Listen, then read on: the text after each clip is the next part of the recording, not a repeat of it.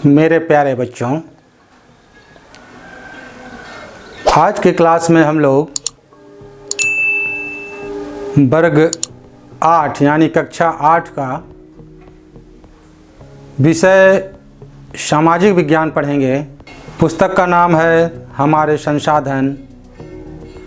हम लोग अध्याय 2 पढ़ रहे हैं और अध्याय 2 का आज अंतिम कक्षा है।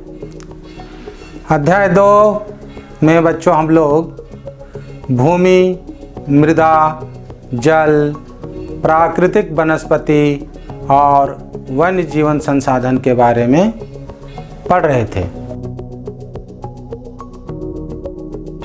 बच्चों, हम लोग पूर्व की कक्षा में प्राकृतिक वनस्पति के बारे में पढ़े हैं। आज हम लोग प्राकृतिक वनस्पति और वन्य जीवन के संरक्षण के बारे में पढ़ेंगे। बच्चों, पिछली कक्षा में मैंने बताया था कि पिछले कई दशकों से विश्व जनसंख्या में तीव्र वृद्धि हुई है। जनसंख्या मतलब लोगों की संख्या बढ़ते जा रही है। वर्तमान समय में विश्व की जनसंख्या 7 अरब से अधिक है। बढ़ती जनसंख्या के पोषण तथा फसलों को उगाने के लिए वनों का विनाश हुआ है। जनसंख्या बढ़ रही है तो उतने लोगों को भोजन चाहिए और उसके लिए फसल उगाए जा रहे हैं, तो जंगलों को साफ कर खेत बनाए जा रहे हैं, तो इससे जंगलों का विनाश हुआ है। विश्व भर में वनों का आवरण जितना जंगल था वो तेजी से समाप्त हो रहे हैं। इस बहुमूल्य संसाधन के संरक्षण की आवश्यकता है। ये वन संसाधन बहुमूल्य है क्योंकि वन संसाधन नहीं होगा तो पृथ्वी का संतुलन बिगड़ जाएगा और जीवन नष्ट हो सकता है। तो बच्चों, आइए पिछली बातों के साथ हम अब ये जानने की कोशिश करेंगे कि प्राकृतिक वनस्पति और वन्य जीवन का संरक्षण कैसे किया जाना चाहिए। बच्चों, वन हमारी संपदा है, संपत्ति है, धन है। पौधे जंतुओं को आश्रय देती है। ये जो वन है पौधों को और जंतुओं को आश्रय प्रदान करती है, मतलब रहने के लिए जगह देती है। साथ ही परितंत्र को भी अनुरक्षित रखते हैं। बच्चों, यहाँ 2 शब्द है, एक परितंत्र और दूसरा अनुरक्षित। तो परितंत्र को अनुरक्षित, इसको अंग्रेजी में कहते हैं मेंटेन। परितंत्र को जिस तरह का होना चाहिए प्राकृतिक रूप से, वो उस तरह उसे बनाए रखती है। तो बच्चों, पहले परितंत्र को समझिए। प्राणियों मतलब जीव जंतुओं एवं वनस्पतियों के परस्पर संबंध और इनके पर्यावरण से संबंध को परितंत्र कहते हैं। बच्चों, हम प्राणी हैं और वनस्पति से हमारा संबंध है, उनसे जुड़ के हम जिंदा रहते हैं और पर्यावरण से भी हमारा संबंध है। तो ये तीनों के संबंध को परितंत्र कहा जाता है। उदाहरण के लिए बच्चों, कल्पना कीजिए कि एक तालाब जहाँ मछलियाँ हैं, मेंढक है, जो घास है शैवाल घास है, जलीय पुष्प फूल है उसमें जलीय, और कई जलीय जीव रहते हैं। ये सभी ना केवल एक दूसरे पर आश्रित हैं अपितु जलवायु, भूमि जैसे अजैविक घटकों के साथ भी पारस्परिक रूप से जुड़े हुए हैं। आप देखते हैं कि किस तरह से जलवायु से ये जुड़े हैं और पानी के नीचे भूमि होती है, उससे भी इनका जीवन जुड़ा हुआ है। तो समुदाय का या पूर्ण तंत्र जिसमें अजैविक घटकों, जैविक घटकों का पारस्परिक संबंध ही परितंत्र का निर्माण करता है। तो समुदाय का पूर्ण तंत्र है जिसमें अजैविक जैसे भूमि और जलवायु बताए हम लोग, और जैविक हो गया जीव जंतु। तो दोनों का जो संबंध है ये पारस्परिक संबंध ही परितंत्र का निर्माण करता है। एक लाइन में समझ लीजिए बच्चों कि हम जीवित हैं तो हमारा संबंध वनस्पति से भी है और पर्यावरण से भी है, और ये तीनों जो हम लोग तालमेल बनाकर अपने जीवन को चला रहे हैं, यही है परितंत्र। तो इस परितंत्र को अनुरक्षित रखते हैं, माने जैसा होना चाहिए वैसा मेंटेन रखते हैं। जलवायु में परिवर्तन एवं मानव हस्तक्षेप, जलवायु बदल रहा है, प्रदूषण के कारण गर्मी बढ़ रही है तो इससे जलवायु बदल रहा है, और मानव हस्तक्षेप मनुष्य जंगलों को काट कर वहाँ कल कारखाने और शहर बसा रहा है। तो ये मानव का हस्तक्षेप के कारण पौधे एवं जंतुओं के प्राकृतिक आवास नष्ट हो रहे हैं। बहुत सी जातियाँ, ये पेड़ पौधों की जातियाँ, पशुओं की जातियाँ असुरक्षित हैं तथा संकटापन्न है, मन इन पर संकट आ गया है और कुछ लुप्त होने के कगार पर हैं। आपने सुना है कि हमारे धरती पर डायनासोर थे, अब वो डायनासोर क्या हुए हैं? लुप्त हो गए हैं। अब उनकी एक भी संख्या पृथ्वी पर नहीं है। तो इसी तरह कई पौधों के और कई जीव जंतुओं के प्राणी भी, जातियां भी लुप्त होने के कगार पर हैं। मतलब अगर इसको संरक्षित नहीं किया गया तो ये भी लुप्त हो जाएंगे। बच्चों आगे देखिए, वनों के विनाश के अनेक कारण हैं। वन क्यों खत्म हो रहे हैं, वन का विनाश क्यों हो रहा है, इसके अनेक कारण हैं। इन कारणों में पहला है वनोन्मूलन, मतलब जंगलों को काटते जाना, काट के इसको व्यापार करना और उपयोग में लाना, उसके बदले वन नहीं लगाना, ये है वनोन्मूलन। दूसरा है बच्चों मृदा अपरदन। बच्चों मृदा अपरदन जो है, उपजाऊ मिट्टी कटकर बहती है, पानी से बह जाती है और पवन से ये उड़ जाती है, हवा से उड़ जाती है। तो ये मृदा अपरदन भी वनों के विनाश का एक कारण है। निर्माण कार्य, जंगलों को काटकर घर बनाए जा रहे हैं, खेती किए जा रहे हैं, उद्योग लगाए जा रहे हैं, तो निर्माण कार्य से भी वनों का विनाश हो रहा है। सबसे बड़ा कारण जंगलों में आग लगना, जिसे दावानल कहते हैं। आगे हम विस्तार से पढ़ेंगे कि दावानल क्या है। और भूस्खलन, पहाड़ या मिट्टी जो है घसक जाती है एक जगह से, तेज बारिश के कारण पूरी मिट्टी घसक कर पूरे वहाँ के जंगल उखड़ जाते हैं, गिर जाते हैं, इससे भी वनों का विनाश होता है। बच्चों अब देखिए, दावानल वनों के विनाश का एक प्रमुख कारण है। यह समस्या मुख्य रूप से ग्रीष्म ऋतु में उत्पन्न होती है, गर्मियों में होती है। गर्मियों में जंगलों में आग लग जाती है। विश्व के अनेक भागों जैसे यूरोप, संयुक्त राज्य अमेरिका, इंडोनेशिया आदि में वनों में आग लगने की घटना हमेशा घटती है। भारत में उत्तरी पूर्वी राज्यों, शिवालिक हिमालय, पश्चिमी घाट पर्वत में यह समस्या है, मतलब वनों में आग लगने की समस्या है। वनों में आग लगने का मुख्य कारण ग्रीष्म ऋतु में परिपक्व टहनियों का आपस में टकराना है। बच्चों जंगलों में जब हवा चलती है तो सूखे टहनियाँ एक दूसरे से लगातार रगड़ाते हैं और इस रगड़ाने से उसमें आग उत्पन्न हो जाती है और इससे आग लग जाता है। आपने भी विद्यालय में देखा है ना कि दो लकड़ियों को रगड़ने से हम लोग किस तरह आग उत्पन्न करके दिखलाए थे, और आप लोग उसको खुद भी करते हैं कि दो सूखे लकड़ियों को रगड़ते हैं तो उसमें धुआं निकलने लगता है और आग लग जाता है। तो यही प्रक्रिया तेज हवा के कारण जंगलों में बार बार होती है और वहाँ आग लग जाता है।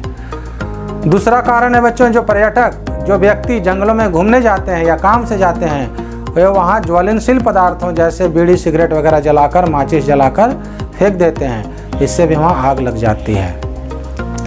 बच्चों झारखंड की बात करते हैं। झारखंड के जंगलों में भी आग लगने की समस्या है। यहाँ इसका कारण जंगली उत्पादों जैसे शहद, शाल के बीज, महुआ के बीज आदि का संग्रहण करने में लोग साफ सफाई के लिए वहाँ पर आग लगाकर छोड़ देते हैं और एक बार आग लगा देने के बाद बुझाना मुश्किल होता है। तो झारखंड में भी महुआ चुनने के दौरान बहुत से आग लगने की घटना घटती है। तो हमें इस तरह से आग लगाने से बचना चाहिए।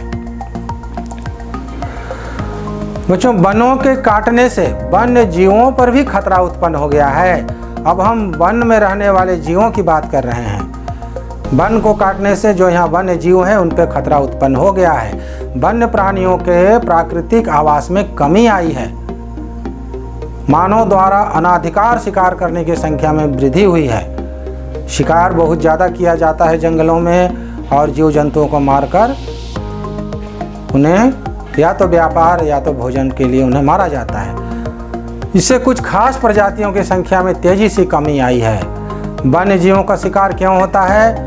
उनका खाल के लिए, उनका चमड़ा के लिए, उनके नाखून के लिए, सींग आदि प्राप्त करने के लिए वन्य जीवों का शिकार किया जाता है। बच्चों यह गैर कानूनी है, मतलब इसके लिए सजा का प्रावधान है, पकड़े जाने पर दंड होगा, जेल में रहना पड़ेगा, तो यह गैरकानूनी है।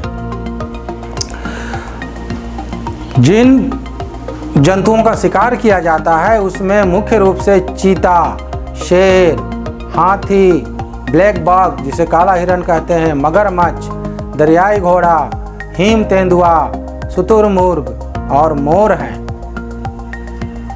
बच्चों, इन सबों को हम बचा सकते हैं। इनका संरक्षण लोगों को समझाकर, जागरूकता बढ़ाकर और इनके रहने से मनुष्य को क्या लाभ है यह समझाकर, यानी कि जागरूकता बढ़ाकर हम इन्हें बचा सकते हैं। पर्यावरण संतुलन को बनाए रखने के लिए विभिन्न प्रजातियों को विलुप्त होने से बचाना होगा। बच्चों, मैंने पूर्व के कक्षाओं में कहा है कि मनुष्य जीवित रहे, इसके लिए जरूरी है कि सभी जीव जंतु जो पृथ्वी पर हैं वो जीवित रहें। कहीं ना कहीं वह मनुष्य के जीवन में सहयोगी हैं। इससे पर्यावरण संतुलन बना रहता है। तो पर्यावरण संतुलन को बनाए रखने के लिए सभी जीवों को बचा कर रखना जरूरी है। और इस काम के लिए राष्ट्रीय उद्यान, वन्य जीव अभयारण्य एवं जैव मंडल अभयारण्य, ये 3 तरह की अभयारण्य, उद्यान और जैव मंडल अभयारण्य की स्थापना की गई है। 1972 ईस्वी के भारतीय वन्य जीवन संरक्षण अधिनियम, ये कानून है, का उद्देश्य वन्य जीवों के अवैध शिकार तथा व्यापार पर रोक लगाना है।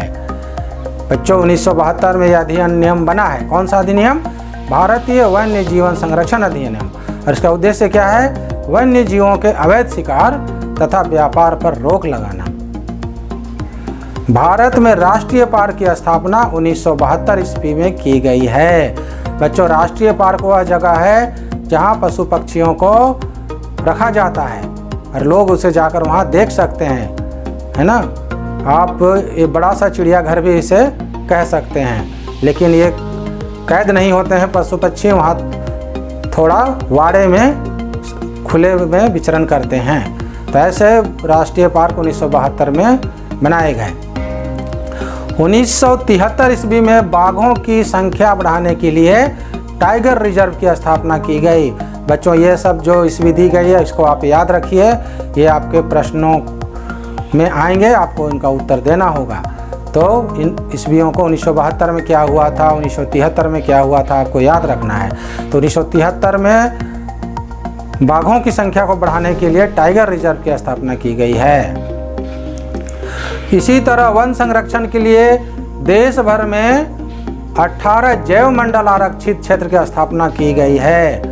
बच्चों, ये जैव मंडल में जीव जंतु माने पशु पक्षी और मनुष्य दोनों एक साथ तालमेल मिलाकर किस तरह दोनों रहें इसकी व्यवस्था की गई है।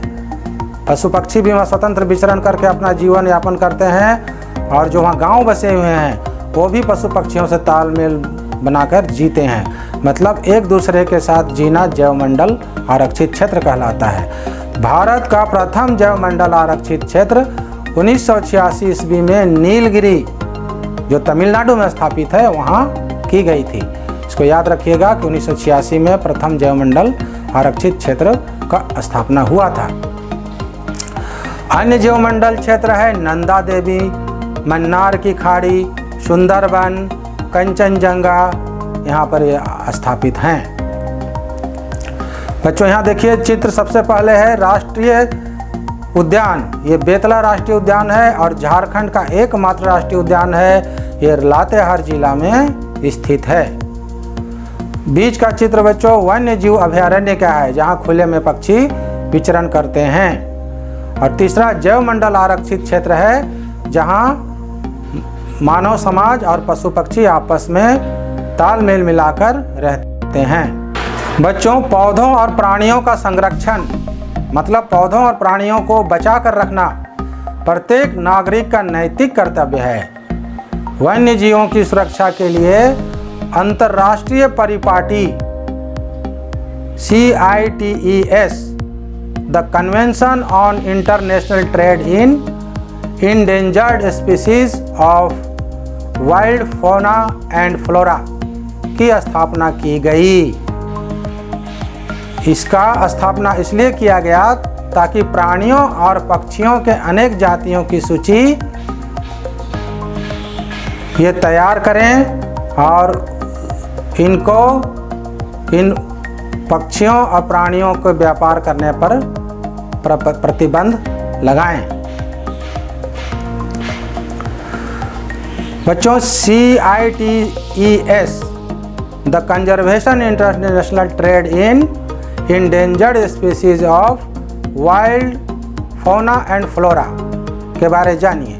सरकारों के बीच एक अंतर्राष्ट्रीय समझौता है, अन्य देशों के साथ ये समझौता है और इसका उद्देश्य यह सुनिश्चित करना है कि वन्य प्राणी एवं पौधों के नमूने के अंतर्राष्ट्रीय व्यापार से उनके जीवन को कोई खतरा ना हो। व्यापार अगर हो रहा है तो उसमें इनके जान पर कोई खतरा ना हो। मोटे तौर पर पशुओं की 5000 जातियां और पौधों की 28,000 जातियां रक्षित की गई है। भालू, डॉल्फिन, कैक्टस, प्रवाल, आर्किक और एलो इसके उदाहरण हैं। तो बच्चों, आज की क्लास का उद्देश्य था कि हम प्राकृतिक वनस्पति, जंगल और वनस्पतियों को, वन्य जीवन को किस तरह संरक्षित रखें और सरकार इसके लिए क्या क्या प्रयास कर रही है। और आप लोगों ने जाना कि हम लोगों का भी कर्तव्य है कि हम ये वनस्पतियों और जीव जंतुओं को संरक्षित रखें, मतलब इनको बचा कर रखें। ये जंगल, ये पशु पक्षी और जितने भी जीव जंतु धरती पर हैं, ये जीवित रहेंगे तभी मनुष्य भी जीवित रह सकेंगे। तो सभी जीवित रहें बच्चों, इसके लिए आपको भी सोचना है। पुस्तक को ध्यान से पढ़िएगा और लिखने का अभ्यास जारी रखिएगा। आपके जितने भी प्रश्न हैं इन बातों में आप उसका उत्तर है। और फिर भी कहीं समस्या हो तो आप बेहिचक शिक्षक से पूछिएगा। तो बच्चों, पढ़ते रहिए, लिखते रहिए और खेलते रहिए। धन्यवाद।